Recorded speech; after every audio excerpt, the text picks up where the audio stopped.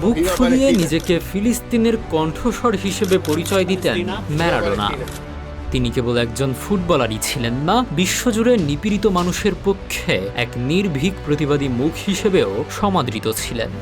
ফিলিস্তিনের প্রতি তার এই ভালোবাসা কোনো লুকোছাপার বিষয় ছিল না। বছরের পর বছর ধরে কঠিন পরিস্থিতির শিকার হওয়া ফিলিস্তিনিদের অধিকার আদায়ে বরাবরই তিনি রাজপথে ও গণমাধ্যমে সরব ছিলেন। 2012 সালে তিনি অকপটে ঘোষণা করেছিলেন তিনি ফিলিস্তিনি জনগণের সবচেয়ে বড় ভক্ত এবং কোনো ভয় ছাড়াই তাদের সমর্থন করেন।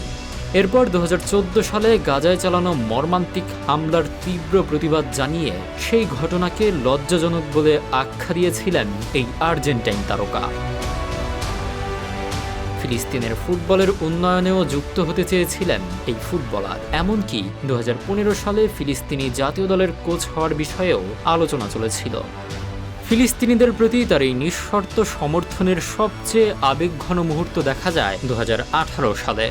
রাশিয়ায় ফিলিস্তিনের প্রেসিডেন্ট মাহমুদ আব্বাসকে উষ্ণ আলিঙ্গনে জড়িয়ে ধরে তিনি বলেছিলেন, আমার হৃদয়ে আমি একজন ফিলিস্তিনি। আজীবন অন্যায়ের বিরুদ্ধে সোচ্চার থাকা এই মহানায়কের প্রয়াণে তাই শোকের ছায়া নেমে এসেছিল ফিলিস্তিনের বুকেও।